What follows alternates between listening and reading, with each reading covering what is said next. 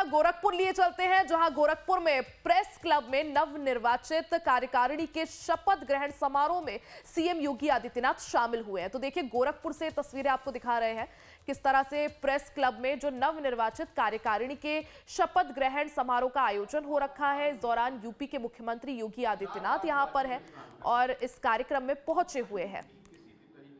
तो गोरखपुर के press club की ये तस्वीरें, वहां कार्यक्रम का आयोजन हो रखा है। प्रेस क्लब में जो नए जो पदाधिकारी है उनका शपथ ग्रहण होना है। ऐसे में कार्यक्रम में सीएम योगी आदित्यनाथ भी पहुंचे हुए हैं। मंच पे और भी कई लोग जो है वो मौजूद हैं और कुछ ही देर में सीएम योगी आदित्यनाथ जो है कार्यक्रम को संबोधित भी कर सकते हैं। साथ में शपथ ग्रहण में भी वो शामिल रहेंगे। तो प्रेस क्लब से तस्वीरें आपको दिखा रहे हैं, गोरखपुर प्रेस क्लब की ये तस्वीरें। कार्यक्रम का यहाँ आयोजन चल रहा है। जिस तरह से जो नई कार्यकारिणी है उसके शपथ ग्रहण, यानी जो नए पदाधिकारी हैं वो अब से कुछ ही देर में शपथ लेंगे। तो शपथ ग्रहण समारोह में यहाँ पे सीएम योगी आदित्यनाथ पहुंचे हुए हैं। गोरखपुर के दौरे पर थे बीते कुछ दिनों से। गोरखपुर में होली भी मुख्यमंत्री योगी आदित्यनाथ ने मनाई। उसके बाद कई जो है कार्यक्रमों में शामिल हुए। साथ ही जिस तरह से गोरखपुर में सीएम योगी आदित्यनाथ की मौजूदगी थी, तो जनता दरबार भी उन्होंने बीते दिन लगाया था और आज भी एक कार्यक्रम में पहुंचे हैं। प्रेस क्लब से जुड़ा ये कार्यक्रम, जिसमें जो नए पदाधिकारी हैं उनका कुछ ही देर में शपथ ग्रहण होगा। नवनिर्वाचित कार्यकारिणी के शपथ ग्रहण समारोह में पहुंचे हुए हैं और कुछ ही देर में शपथ ग्रहण कार्यक्रम शुरू होगा। हालांकि अभी जो है मंच तैयार है, मुख्यमंत्री मंच पर मौजूद है, साथ में कुछ और लोग भी उनके साथ हैं। तो गोरखपुर से लाइव तस्वीरें, गोरखपुर प्रेस क्लब की ये लाइव तस्वीरें आप तक पहुंचा रहे हैं। एक भारत नया बनाना, मैं आमंत्रित कर रहा हूं अपने आशीर्वचन और उद्बोधन के लिए माननीय मुख्यमंत्री।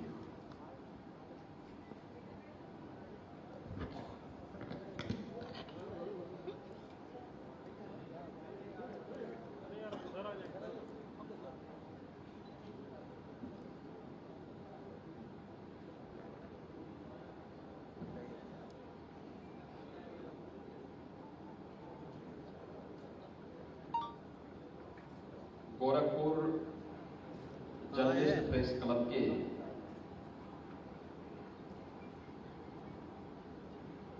नवनिर्वाचित कार्यकारिणी के शपथ ग्रहण समारोह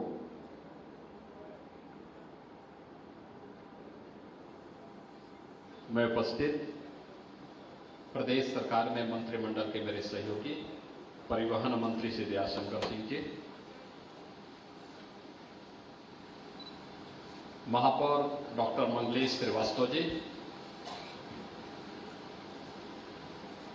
माननीय विधायकगण श्री राजेश त्रिपाठी जी, प्रदीप शुक्ला जी, विपिन सिंह जी, महेंद्र सिंह जी, डॉक्टर विमलेश पासवान जी, विधान परिषद सदस्य डॉक्टर धर्मेंद्र सिंह जी,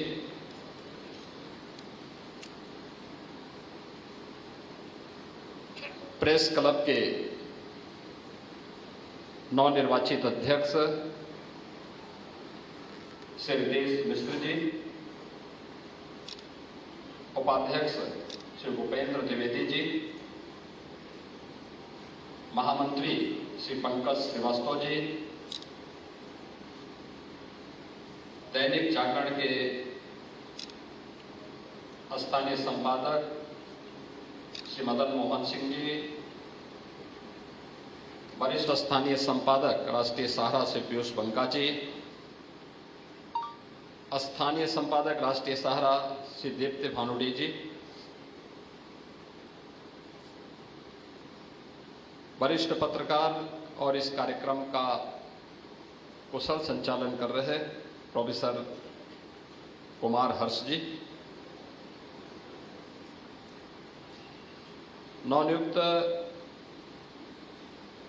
संयुक्त सचिव संगत प्रजापति जी, कोषाध्यक्ष प्रिंस कुमार पांडे जी, पुस्तकालय मंत्री श्री विनय कुमार सिंह जी, कार्यकारिणी के सदस्य श्री परमात्मा राम त्रिपाठी जी, श्री राजीव कुमार पांडे जी, विवेक कुमार जी, अखिलेश और आज के यहाँ पे संपादक सम्मानित श्री अखिलेश चंद्र जी, आज के इस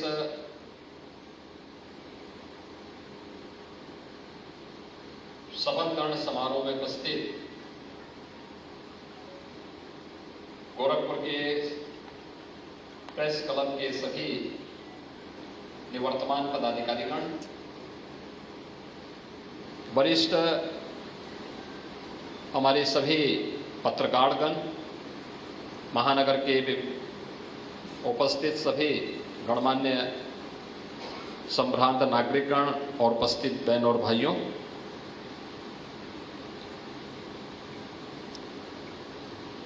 गोरखपुर जर्नलिस्ट प्रेस क्लब की इस नवनिर्वाचित कार्यकारिणी को जिन्होंने अभी शपथ ग्रहण किया है, मैं सबसे पहले इन सभी को प्रदेश सरकार की ओर से भी और अपनी ओर से भी हृदय से बधाई देता हूं, अपनी शुभकामनाएं देता हूं।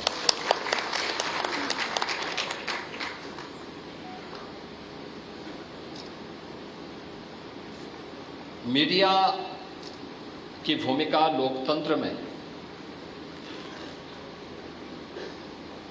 कितनी महत्वपूर्ण हो सकती है कि उसे हर उस संस्था ने या व्यक्ति ने लोकतंत्र के एक चतुर्थ स्तंभ के रूप में मान्यता दी है।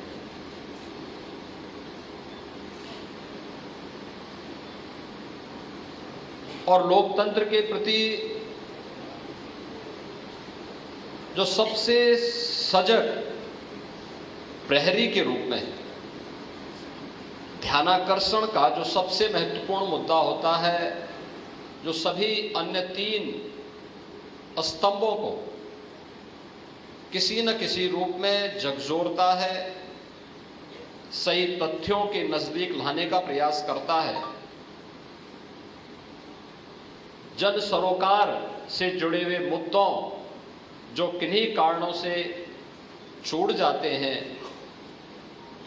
उनसे जोड़ने का एक प्रयास करता है, तो उस महत्वपूर्ण स्तंभ का नाम है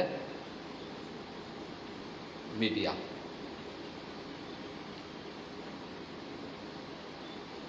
दुनिया के अंदर जहां कहीं भी आधुनिक लोकतंत्र पनपा है, आगे बढ़ा है,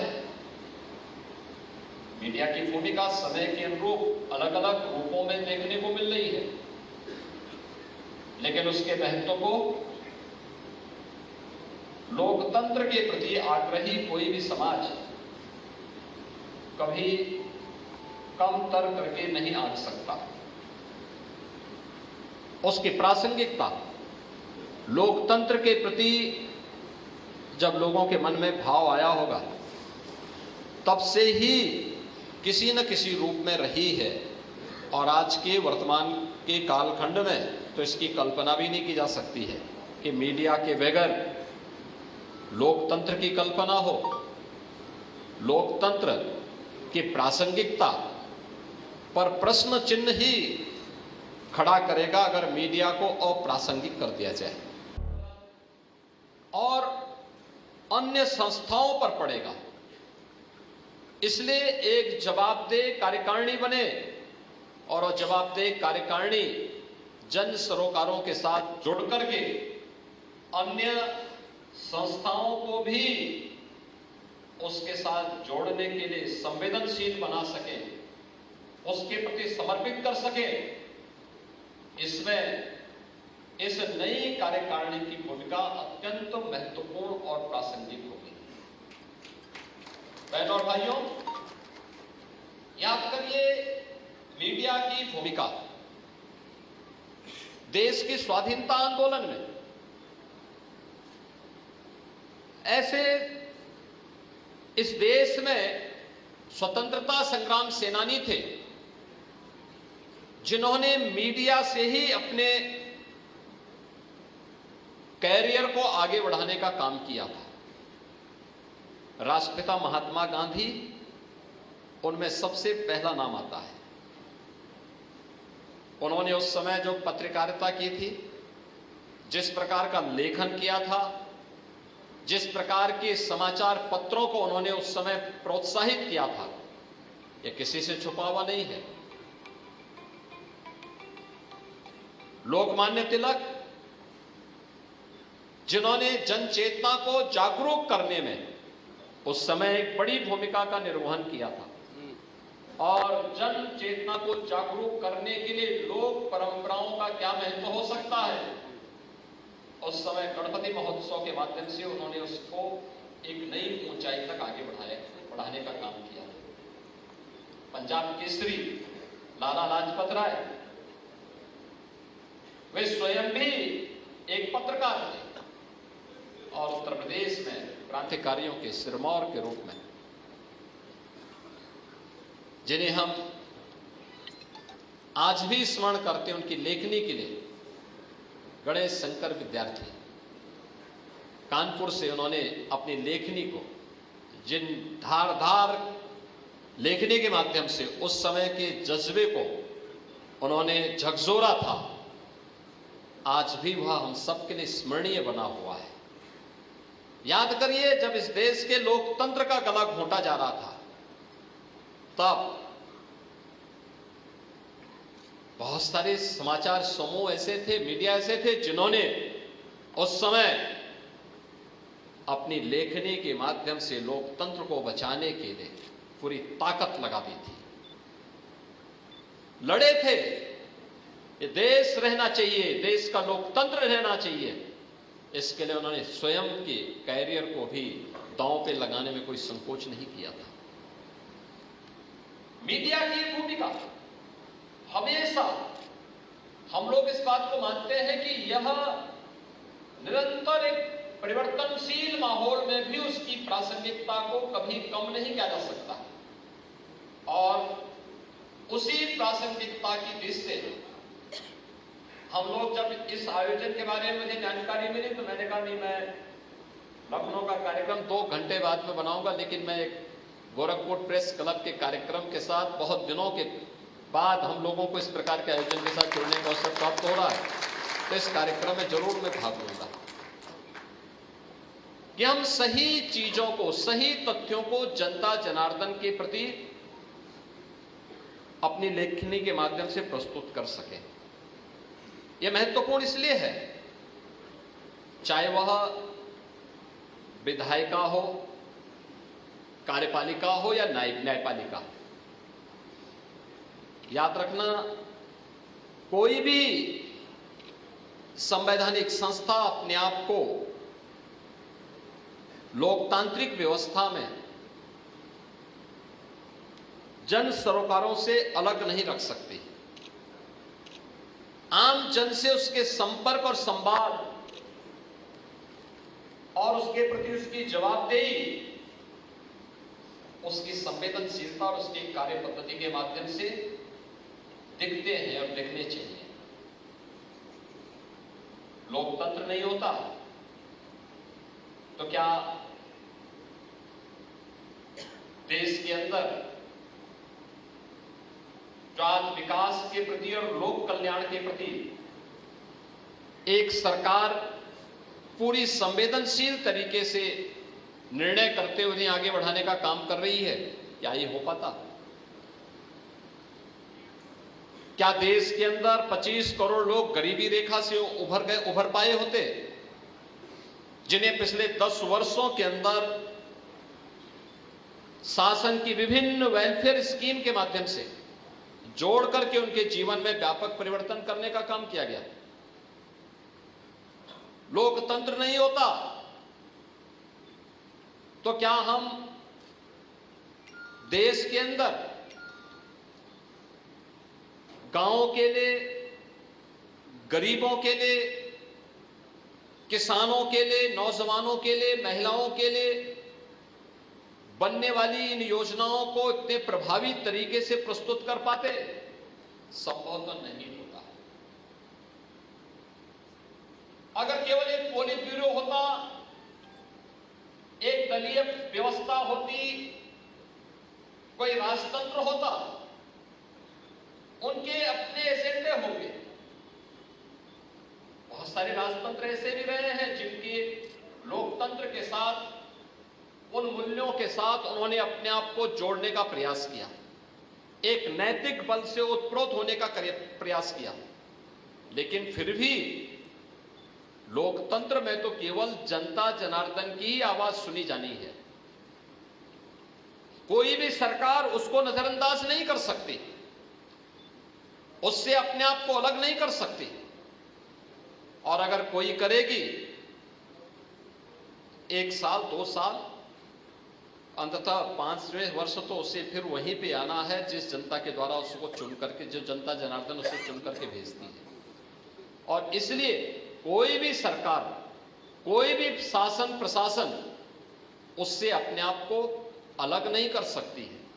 उन स्थितियों में मीडिया के द्वारा जो भी बातें उस तक पहुंचाने के प्रयास होंगे या होते हैं, उसका अपना एक महत्व हो जाता है।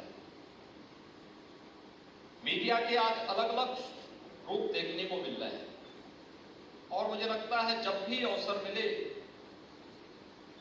तो हमें, जब हम अपनी लेखनी को सकारात्मक दिशा में आगे बढ़ाते हैं, या जब मीडिया के मंच का उपयोग हम एक सकारात्मक भाव के साथ, जनता को ही सब कुछ मान करके, उस पवित्र भाव के साथ जब हम अपना कार्य आगे बढ़ाते हैं, तो वह जन विश्वास का प्रतीक बनता है। और लोकतंत्र में जन विश्वास का प्रतीक बनना ये सबसे महत्वपूर्ण बात है। अगर जनता का ही विश्वास नहीं है किसी व्यवस्था पर, और उससे हम ये उम्मीद करें कि वह व्यवस्था लोक कल्याण का माध्यम बनेगी, यह संभव है। जनता का जिस पे स्वयं विश्वास न हो, क्या वह पार्टी या वह दल क्या पुनः सरकार बना सकती है? कभी नहीं बना सकती। जब तक जनता जनार्दन का विश्वास है, कोई भी दल, कोई भी पार्टी तभी तक सत्ता में रह सकती है। जिस दिन जनता का विश्वास उससे हटा तो उसको धराशायी होने में कोई देर नहीं लगती है।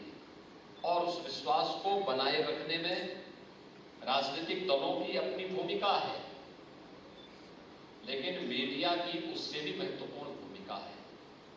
क्योंकि कोई भी राजनीतिक दल होगा, वह एक सीमित समय तक, सीमित मात्रा में अपने संवाद के कार्यक्रमों को आगे बढ़ाती है, बैठक के माध्यम से, जनसंपर्क के माध्यम से।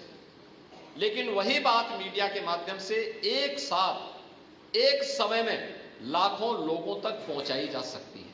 वह समाचार माध्यमों के माध्यम से पहुंचाई जा सकती है, विजुअल मीडिया के माध्यम से पहुंचाई जा सकती है, डिजिटल मीडिया के माध्यम से पहुंचाई जा सकती है, सोशल मीडिया के प्लेटफॉर्म के माध्यम से पहुंचाई जा सकती है। ये मीडिया के अलग अलग रूप हम सबको आज के समय में देखने को मिल रहे हैं, लेकिन भूमिका किसी की भी कम नहीं हो पाई। यानी अगर कोई ये कहे कि विजुअल मीडिया के आने पर प्रिंट मीडिया का महत्व पूरी तरह समाप्त हो गया है, मुझे लगता है कि यह पूरी तरह सच नहीं हो सकता। या सोशल मीडिया के आने के बाद विजुअल मीडिया की प्रासंगिकता पर प्रश्न खड़े हो रहे हैं, मुझे लगता है ये पूरी तरह सच नहीं है। हाँ, एक चैलेंज जरूर आया है, और वह चैलेंज है कि अलग अलग मीडिया ने भी अपने अलग अलग समर्थक वर्ग खड़ा किया है, और हम कह सकते हैं कि एक बड़े पैमाने पर समाज को प्रभावित किया है। एक ग्रुप है जो समाचार पत्र जरूर पढ़ेगा, और उसके बगैर उसकी दिनचर्या आगे नहीं बढ़ती। एक ग्रुप है जो किसी भी कार्य में जाने के पहले न्यूज जरूर देखेगा, किसी न किसी चैनल को देख करके न्यूज जरूर देखता है। वह लोकल हो सकता है, रीजनल हो सकता है, नेशनल हो सकती है, इंटरनेशनल हो सकती है। उन्हें अवलोकन करता, अपनी रुचि के अनुसार उसे देख करके फिर वह अपनी दिनचर्या को आगे बढ़ाता है। एक ग्रुप ऐसा भी है जो सोशल मीडिया के प्लेटफॉर्म पे देखता है, कहां पे कौन सी गतिविधियां हैं, उन्हीं के माध्यम से फिर वो अपने कार्यक्रमों को आगे बढ़ा देता है। और एक ग्रुप है जो सारे कार्यों से फुर्सत पाने के बाद आराम के साथ डिजिटल मीडिया में देखता है कहां पे कौन सी सक्सेस स्टोरी है, कहां पे कौन सी चीजें हैं। अब आप बताइए, चारों रूप है। हम लोग जिस प्रकार का मसाला परोसेंगे, जिस प्रकार की व्यवस्था हम उनके सामने प्रस्तुत करेंगे, उसकी मानसिकता उसी के रूप अनुरूप आगे बढ़ती भी जाएगी। हिंदी को लेकर के इस बात से चिंतित थे कि क्या परिणाम होंगे अगर यहां पे 24 करोड़ या 30 करोड़ लोग आज गए तो। लेकिन हम अभिभूत थे कि हमारी टीम जहां भी काम करती थी, जहां भी जाती थी, पर्यावरण का कोई इश्यू हमें नहीं देखने को मिला, कहीं नहीं देखने को मिला। और उसने कहा सचमुच अब हमें लगता है कि यूनेस्को ने 2019 में इस आयोजन को दुनिया के सबसे बड़े सांस्कृतिक आयोजन के साथ जोड़ करके मानवता के अमूर्त सांस्कृतिक धरोहर के रूप में जो मान्यता दी थी वो सही किया था। ये सचमुच उसका हकदार थी। उससे पहले ही उसको यह अधिकार उसका मिल जाना चाहिए था।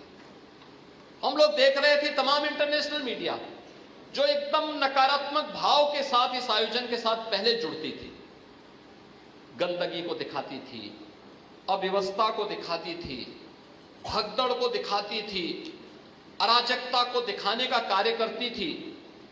कहीं अच्छा भी हो रहा है तो उसको नकारात्मक दृष्टि से दिखाने का प्रयास करती थी।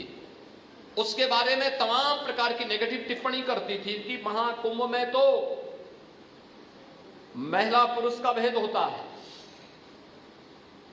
यानी कुंभ के आयोजन में तो उनके द्वारा टिप्पणियां की जाती थी कि कुंभ के आयोजन में जाति भेद होता है, क्षेत्र भेद होता है, भाषा के आधार पर भेदभाव होता है, इस प्रकार की टिप्पणियां की जाती थी। लेकिन पहली बार उनको लिखने के लिए मजबूर होना पड़ा कि दुनिया का ये सबसे बड़ा आध्यात्मिक और सांस्कृतिक आयोजन बना, क्योंकि कोई भेदभाव नहीं। जो उनको बताया गया था कि भारत में तो जाति भेद है, क्षेत्र के नाम पर बटे हुए हैं, भाषा के नाम पर विभाजित हैं, यहां पे महिला और पुरुष में लिंग भेद है। वहां आकर के उनकी आंखें खुली की खुली रह गई जब उन्होंने देखा कि एक ही संगम पे, त्रिवेणी के एक ही संगम में क्या महिला है, क्या पुरुष है, क्या उत्तर है, क्या दक्षिण है, क्या पूरब है, क्या पश्चिम है, कोई कौन पंथ है, कौन संप्रदाय है, कोई भेद नहीं। उत्तर दक्षिण पूरब पश्चिम पूरा भारत एकजुट होकर के एक ही त्रिवेणी के संगम में स्नान कर रहा है। और मीडिया की सकारात्मक पहल जो हमारी स्थानीय मीडिया ने, नेशनल मीडिया ने जो पहले चरण में उस अभियान को आगे बढ़ाया था, तो इंटरनेशनल मीडिया को भी उसके बारे में सकारात्मक रूप से लिखने के लिए मजबूर होना पड़ा था, और जिसके कारण दुनिया का हर व्यक्ति वहां उस आयोजन का हिस्सेदार बना। मैं देखता था भारत के अंदर पहली बार तमिलनाडु से लोग वहां आए, केरल से वहां बड़ी पैमाने पे श्रद्धालु आए। और अभी आपने देखा होगा वेस्ट बंगाल में यूपी 25 करोड़ की आबादी, 25 करोड़ की आबादी में होली सकुशल संपन्न हुआ, लेकिन वेस्ट बंगाल में कई जगह उपद्रव हुए होली के दिन। और होली के दिन उस उपद्रव को न संभाल पाने वाले लोग प्रयागराज के महाकुंभ को मृत्यु कुंभ कहते थे, लेकिन हम लोगों ने कहा है मृत्यु नहीं, ये तो मृत्युंजय महाकुंभ है। सबने अपनी मृत्यु पर भी जय प्राप्त की, विजय प्राप्त की है, और इसलिए मृत्युंजय महाकुंभ है ये। इस कुंभ ने साबित किया है वेस्ट बंगाल से प्रतिदिन 45 दिनों के आयोजन में 50,000 से लेकर के 1 लाख श्रद्धालु प्रतिदिन इस आयोजन का हिस्सा बना था, इस आयोजन का हिस्सा बना था। यानी इतने बड़े पैमाने पर श्रद्धालु वहां से आ रहे थे, क्या उत्तर, क्या दक्षिण, क्या पूरब, क्या पश्चिम। और दुनिया के अंदर भी 100 से अधिक देशों ने इस कार्यक्रम में भागीदारी की। 74 देशों के तो एम्बेसडर और हाई कमिश्नर इस आयोजन का हिस्सा बने थे। 12 देशों के राष्ट्राध्यक्ष या फिर वहां सरकार के मंत्री इस आयोजन का हिस्सा बने थे। अन्य देशों से श्रद्धालु आए थे। हम देख रहे थे कि अप्रवासी भारतीयों में कितनी ललक थी। 90 साल 95 साल की उम्र में उनकी इच्छा सब एक बार संगम तक हम पहुंच जाए। एक बार पता लगा व्हील चेयर में चल रहे हैं, लेकिन फिर भी हम बोलते थे भाई कुछ पैदल चलना पड़ सकता, चले जाएंगे। अरे आप व्हील चेयर में कैसे चले जाएंगे आप? नहीं, बस हमें प्रयागराज तक पहुंचवा दीजिए, बाकी हम लोग चले जाएंगे। यानी ये जो भाव था, ये भाव दिखाता है कि कितनी बड़ी ताकत मीडिया के पास है कि पूरी दुनिया को वह महाकुंभ का इस बड़े आयोजन में इस समागम का हिस्सा बना दी है। और मीडिया की उस सकारात्मक लेखनी ने सचमुच मानवता के मूर्त सांस्कृतिक धरोहर के रूप में महाकुंभ को स्थापित करके 66 करोड़ से अधिक श्रद्धालुओं को प्रयागराज नहाने में मदद की। अगर मीडिया नहीं होता, सरकार कितना प्रचार करती, कहां तक जाती? हमने तो देश के अंदर कुछ राज्यों में अपने मंत्रियों को भेजा था और मंत्रियों को भी भेजा था कि भाई आप जा रहे हैं तो संबंधित राज्य के मुख्यमंत्री और वहां के माननीय राज्यपाल को आमंत्रण दे देना, हो सके एक प्रेस कर लेना।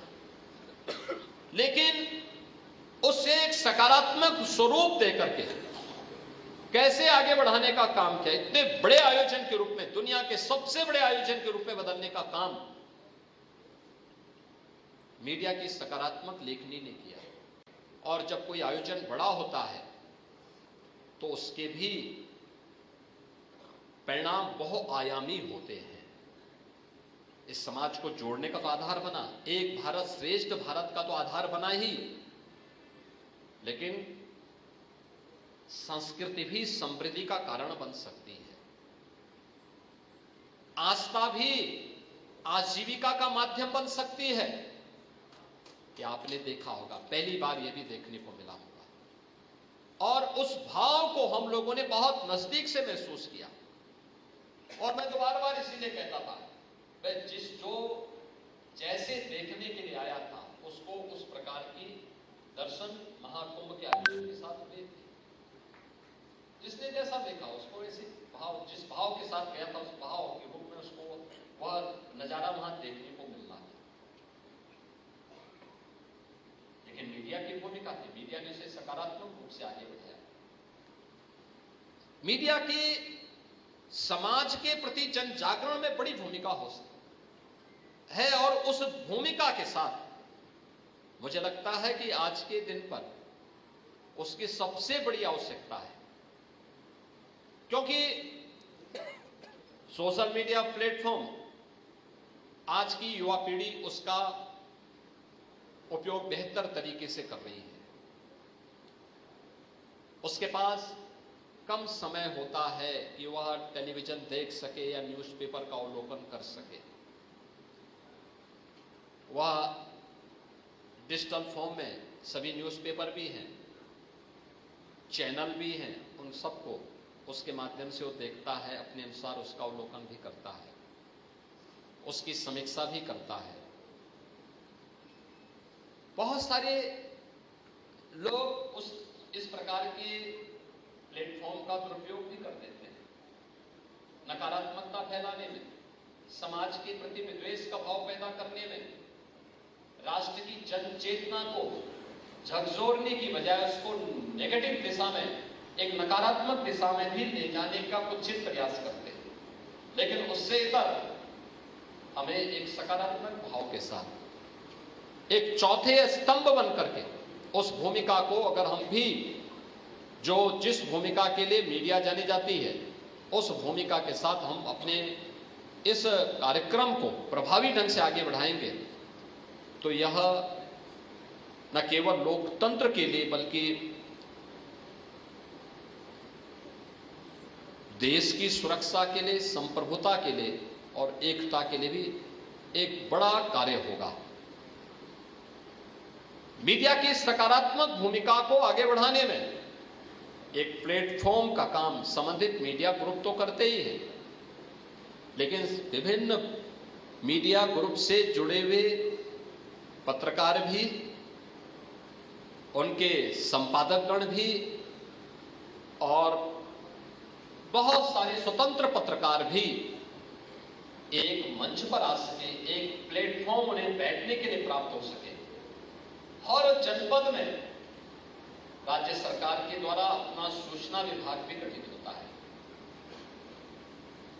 मीडिया के प्रति शासन की जवाबदेही के एक माध्यम बने। ये केवल सरकार का प्रचार करेंगे इसलिए नहीं, बल्कि समाज के प्रति मीडिया की भूमिका को और प्रभावी ढंग से आगे बढ़ाने में इसकी भूमिका को प्रभावी ढंग से आगे बढ़ाने में सरकार भी कुछ योगदान दे सके, इस दृष्टि किया गया है। मुझे प्रसन्नता है कि गोरखपुर में प्रेस क्लब का अपना एक अत्याधुनिक भवन भी बनकर के तैयार है और उस भवन का बेहतर उपयोग हो। एक केवल मीडिया से जुड़े हुए, विभिन्न मीडिया ग्रुप से जुड़े हुए वरिष्ठ पत्रकारगण, स्वतंत्र पत्रकार, समाज से जुड़े हुए, विभिन्न तबके से जुड़े हुए अन्य गणमान्यों की उपस्थिति वहां पर हो। समय समय पर हम लोग उस प्लेटफॉर्म का उपयोग जन चेतना को जागरूक करने में कर सकें। आवश्यकता पड़ती है तो वहां पर हमें कभी कभी राज्य शासन से जुड़े हुए वरिष्ठ नौकरशाहों को भी किसी एक स्पेसिफिक विषय को लेकर के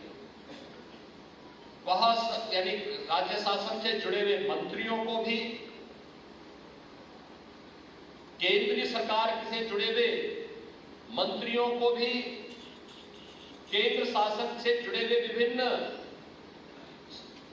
मंत्रालयों से जुड़े हुए सचिवों को भी,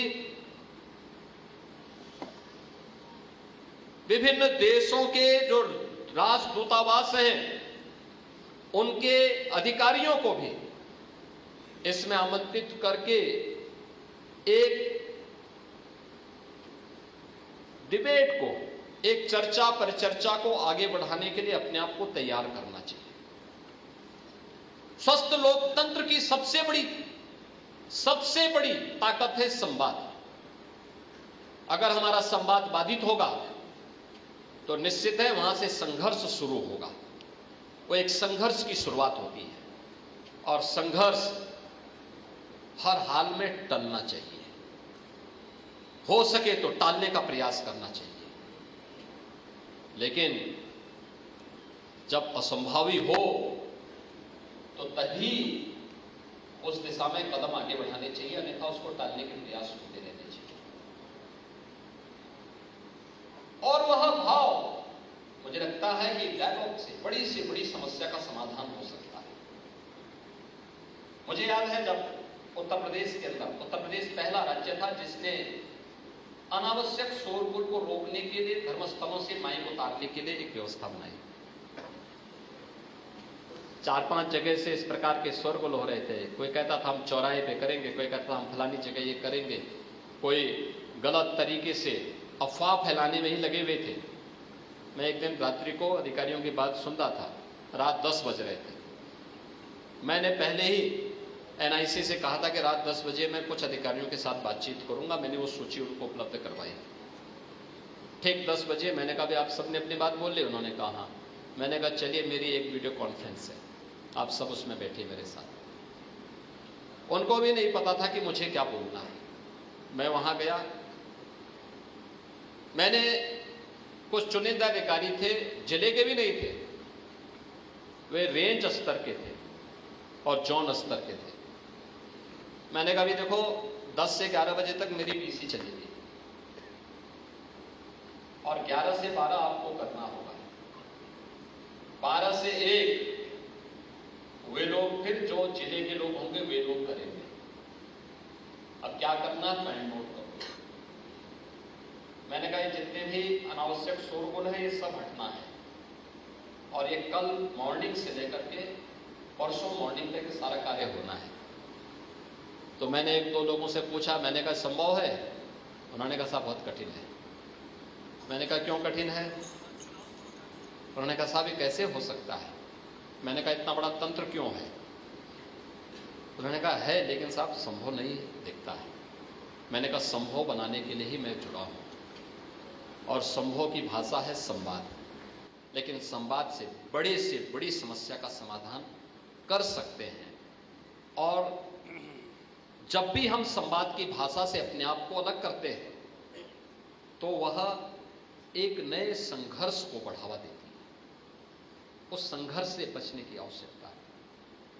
और मीडिया उस संवाद की भाषा को अगर प्रभावी ढंग से आगे बढ़ाएगी और फिर उस समय उन बातों को आगे बढ़ाएगी तो बहुत सारे कंफ्यूजन जो होते हैं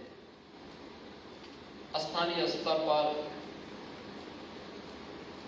रीजनल स्तर पर, नेशनल राष्ट्रीय स्तर पर, अंतर्राष्ट्रीय स्तर पर, इन बहुत सारी समस्याओं का समाधान इस संवाद के माध्यम से किया जा सकता है। और उस संवाद को प्रभावी ढंग से आगे बढ़ाने का जो सबसे सशक्त माध्यम हो सकता है वह मीडिया हो सकती है। आपके पास आवश्यक नहीं कि हम 1 लाख लोगों को इकट्ठा करके अपनी बात सुनाएं। आपके लिए 200 लोग पर्याप्त हैं। 200 लोग सामने बैठेंगे और 200 लोग में से हर व्यक्ति लिखना प्रारंभ कर देगा तो ये मान करके चलिए कि वो 2 करोड़ लोगों तक वो आवाज आपकी वैसे ही पहुंच जा रही। एक झटके में 2 करोड़ लोगों तक आप पहुंचा दे रहे हैं। यानी उसको वहां तक पहुंचने में कोई, और फिर वे 2 करोड़ लोग भी उसको सकारात्मक भाव के साथ आगे बढ़ाएंगे तो उसको 20 करोड़ और 25 करोड़ लोगों तक पहुंचने में कोई देर नहीं लगेगी, कोई देर नहीं लगेगी। मैंने महाकुंभ का उदाहरण आपको बताया है, और ऐसे ही अन्य मुद्दों को लेकर के विश्वविद्यालय के कुलपतियों को विभिन्न विषयों को लेकर के बुलवाइए, विश्वविद्यालय के प्राध्यापकों को बुलवाइए, समाज जीवन से जुड़े हुए अलग अलग तबके में बहुत सक्सेस स्टोरी के साथ जिन लोगों ने काम प्रारंभ किया है, किसी ने व्यापार के क्षेत्र में किया होगा, किसी ने कृषि के क्षेत्र में किया होगा, किसी ने, कोई युवा होगा उसने कोई इनोवेशन किया होगा, कोई अपना स्टार्टअप प्रारंभ किया होगा, कोई महिला होगी जिसने आर्थिक स्वावलंबन का एक नया मॉडल प्रस्तुत किया होगा। ये ढेर सारे उदाहरण हैं। अगर मीडिया उसको आगे नहीं बढ़ाएगी तो प्रतिभा दब जाएगी। उस प्रतिभा से प्रेरणा प्राप्त करने वाला जो बड़ा तबका है वह आगे नहीं बढ़ सकता है। और याद रखना, एक समय के बाद प्रतिभा को थोड़ा भी रास्ता मिलेगा तो वो अपना रास्ता स्वयं तय कर लेता। थोड़ा सा सरकार का संबल मिले या फिर समाज का संबल मिलता तो अपना रास्ता स्वयं आगे बढ़ा लेता है। मुझे याद है कोविड कालखंड था, मैं झांसी गया था। झांसी की 5-6 महिलाएं वे मुझे एक कार्यक्रम में मिली। उन्होंने कहा साहब कोई काम धाम हमें मिल जाता है। तो मैंने कहा कौन क्लास तक पढ़ाई की है? तो कोई 5वीं पास था, कोई 8वीं पास था। मैंने कहा 5वीं 8वीं पास आप काम क्या कर रहे हैं? लेकिन मैं ना भी नहीं कह सकता। मैंने कहा ठीक है अब इसमें बात करते हैं। तो मैंने वहां पे गया तो एक अधिकारी वहां पे थे। मैंने कहा भी इनके लिए कोई काम धाम चेक करो। उसी समय कार्रवाई प्रारंभ हुई। वहां पे 6 लोगों से बनाया गया बलिनी मिल्क प्रोड्यूसर